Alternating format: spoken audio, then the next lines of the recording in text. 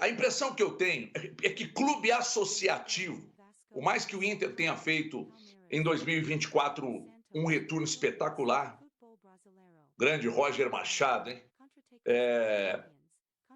O Palmeiras, e aí eu estou falando de clube associativo, o Palmeiras foi vice-campeão, mas foi enfileirando títulos nos últimos anos, um trabalho excepcional do Abel e dos presidentes, desde a Leila e passando pelo Gagliotti, antes Paulo Nobre. Eu acho que o São Paulo, como clube associativo, Renato, eu acho que a briga do São Paulo, porque Flamengo, como clube associativo e o que fatura, é um absurdo e sempre será. O Corinthians tem potencial para faturar tanto quanto ou até mais do que o Flamengo. Mas isso precisa ser bem gerido. E a gente sabe que politicamente o Corinthians é muito complicado. O Palmeiras muito bem gerido, e somente por isso, por ser muito bem gerido, como clube associativo, ele está no patamar já há alguns anos que ele se encontra. Eu acho que os demais vão brigar nessa faixa de tabela. Eu acho que o campeonato do São Paulo, como clube associativo e com a dívida que tem, vai brigar com o Inter, vai brigar com o Fortaleza, muito bem gerido também, associativo, vai brigar com o Bahia, que virou SAF, mas que ainda vai demandar tempo para chegar ao patamar desses três primeiros aí, Botafogo, Palmeiras e Flamengo. O Atlético, que é SAF, o Cruzeiro, que é SAF, encontraram dificuldades no ano de 2024, mas se não fossem SAFs, não brigariam por nada além de metade de tabela. E ainda bem que são SAFs. Então a impressão que eu tenho, para finalizar e não me estender demais, porque eu não sou Ulisses, a impressão que eu tenho é que inconscientemente o São Paulo vai caminhando, que é um gigante, porque eu não desrespeito a instituição. Tem coleguinha aí que desrespeita. Eu não desrespeito. O São Paulo, para mim, está caminhando para se tornar SAF. E o dia que o São Paulo se tornar uma SAF, vai voltar a ser aquela potência do início dos anos 90. Então, atenção, a dívida está aumentando e eu acho que o São Paulo está caminhando para se tornar uma SAF. Seria a primeira dos grandes clubes de São Paulo. Eu não duvido, por mais que as pessoas neguem, que o São Paulo, eu acredito que vai se tornar a primeira SAF entre os grandes do estado de São Paulo. Eu acho que é questão de tempo. E se realmente se tornar uma SAF, vai voltar a ser aquela potência do início dos anos 90. Então, mentalize isso aí, porque eu acho que está caminhando para ser. Foram 14 partidas com 7 gols, 4 assistências, 990 minutos em campo, 90 minutos para participar de um gol. Os números do Memphis, que quando chegou, falou assim, o cara veio aqui passear, é trapper, é não sei o que e tal. O cara jogou, Arnaldo. Não vou nem responder. Eu prefiro que o Vessone responda, porque ele vai às lágrimas quando ele fala desse personagem. Então, eu só vou falar o seguinte, antes do Vessone dissecar a passagem dele pelo Corinthians até agora. Trata-se de um jogador muito bom tecnicamente. Então, o Corinthians estava contratando um jogador que tinha sido titular da Eurocopa pela seleção da Holanda, que vinha por passagens no Atlético de Madrid, do Barcelona, etc. e tal. Já não estava no auge da carreira, não interessava mais a times poderosos da Europa, estava em final de contrato, mas tecnicamente tratava-se de um jogador. O que ele ia fazer aqui no Brasil, ninguém tinha a menor ideia. Mas daí o Vessone... Não, peraí. Parem as máquinas, como diria grande Roberto Valoni, você vai falar já. Mas eu quero dizer que esse rapaz vinha de uma série de contusões, não jogou nada na última passagem dele pelo futebol europeu. Ele não estava... o que o Corinthians fez, cara, foi super arriscado. Super. Acho que Inclusive até... pelo ser o jogador mais bem pago do futebol brasileiro, com a ajuda de um patrocinador que estava regularizado no... Isso ainda é a segunda questão, né?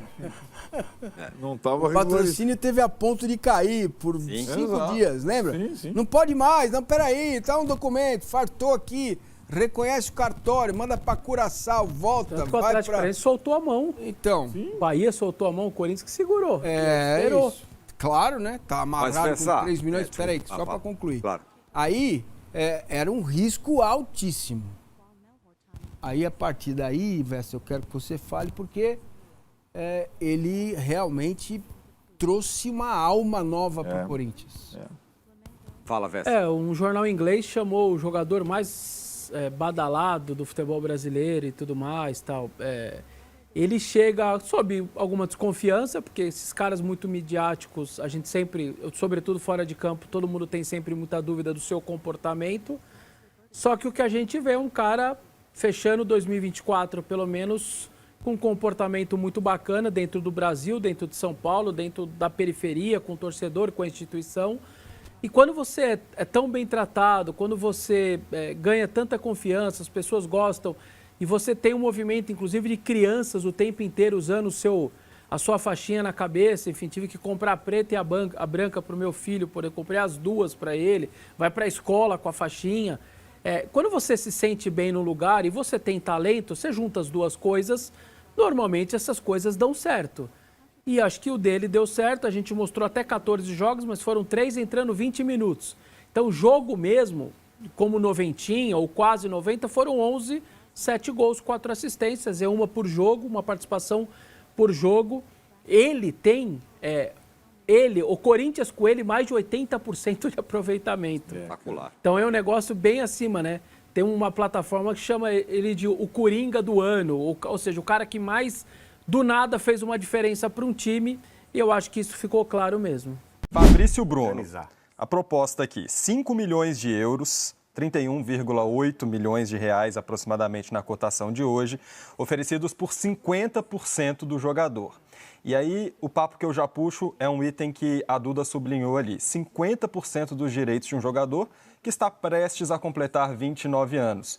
Internamente, é uma proposta que não agrada ao Flamengo, pensando em um jogador que não terá mais muito potencial de revenda. Então, ainda ficar com 50% dos direitos econômicos desse jogador é algo que internamente não teria agradado a diretoria do Flamengo. Fica também numa situação difícil para ter títulos nessa temporada. Então o Flamengo antecipou e agora ele precisa buscar as receitas. Fabrício Bruno já tinha tido uma proposta e acabou não aceitando. Recebeu 2 propostas do exterior para o Fabrício Bruno no ano passado. Para ele não era, para o Fabrício Bruno não era vantajoso. Não sei exatamente se a proposta do Cruzeiro para o Fabrício Bruno seria vantajosa, mas para o Flamengo agora a proposta não é.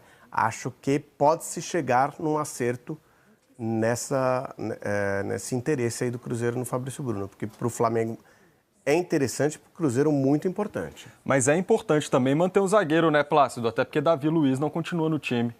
Exatamente. Nesse quesito, o Flamengo não está tão bem servido ali no elenco para 2025. O Davi Luiz já saiu, veterano de 37 anos.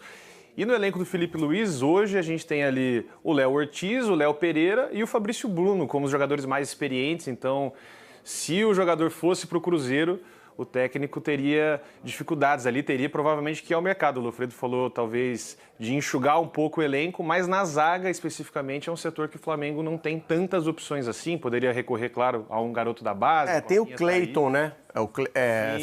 Seria o outro zagueiro dos 4 no momento do elenco, né? Mas precisaria puxar um da base ou então ir ao mercado contratar um outro jogador para a posição. E o Fabrício Bruno... Essa questão... Desculpa, Zé, só colocando essa questão financeira que, como vocês falaram, né? Tiveram 2 propostas no ano passado pelo Fabrício Bruno, logo depois da convocação dele para a seleção brasileira, que ele se valorizou muito no primeiro semestre e as propostas eram quase 10 milhões de euros a mais do que a do Cruzeiro. Então, teria uma desvalorização financeira pensando nesse intervalo de menos de um ano, né? Só para trazer então aqui a proposta, né?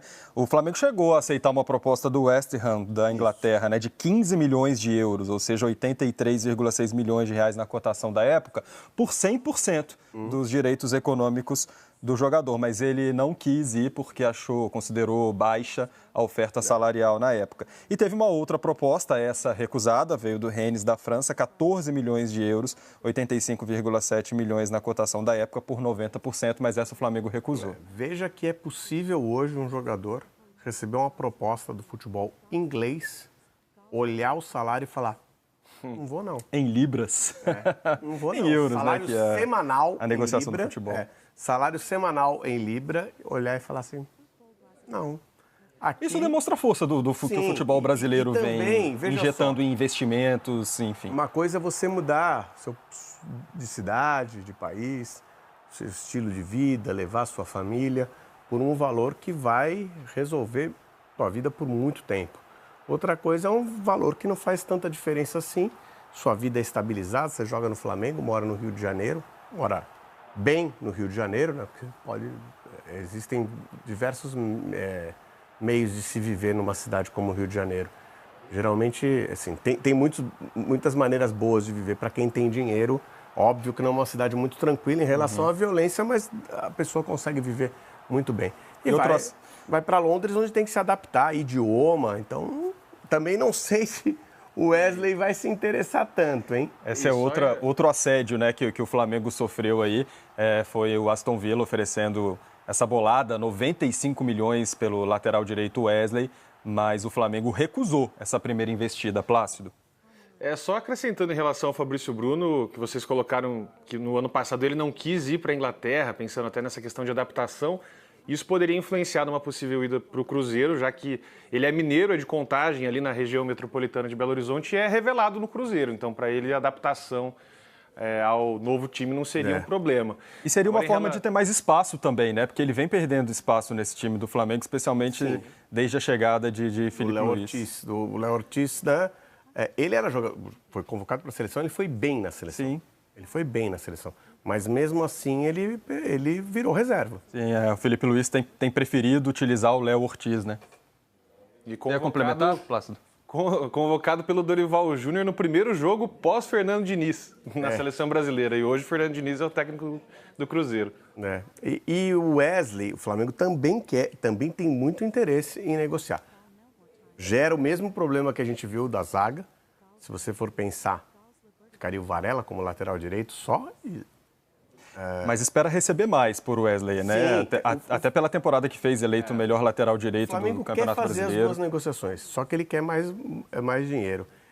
O Flamengo, como antecipou a janela, gastou muito e teve uma mudança no dólar também, né?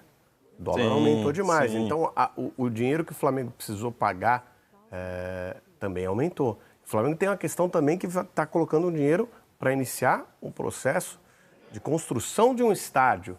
Então, é mais uma dívida que vai ser gerada. Então, essa janela não vai ser uma janela que a gente vai ver o Flamengo atuar como a gente viu... Robusta, né? Nos últimos 5, 6 anos.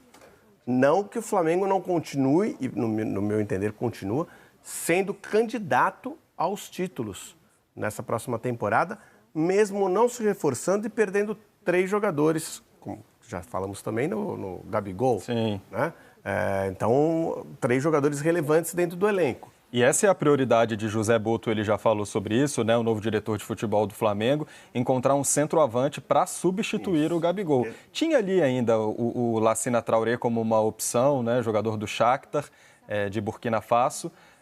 Mas esse jogador africano, ele sofre com problemas de lesões e a condição física afastou um pouco, esfriou um pouco essa negociação. A contratação do Boto não empolgou muito a torcida do Flamengo, porque eu nunca vi torcedor ir no estádio gritar, queremos diretor. Mas às vezes é o cara que resolve a situação ali. Depois pode até ver que... talvez naquela época do Fora Valdemar, né? Início dos anos 2000. Mas você considera que para o Flamengo a temporada de 25, então, né, tendo em vista aí a janela de transferência, começa pior do que começou a temporada de 24? Começa pior no ponto de vista de janela, né? Mas se você pensar sobre a antecipação da janela, Alcaraz, Michael, Plata, você vai ter... Vamos pensar que o Flamengo tivesse contratado esses jogadores nesta janela, tá?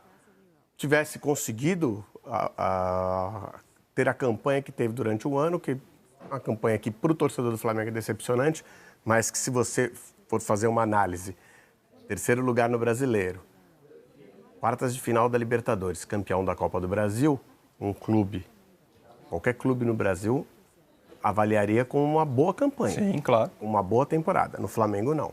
No Flamengo, essa é uma temporada tida como uma temporada decepcionante.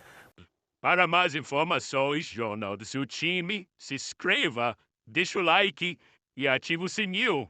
é o Spike.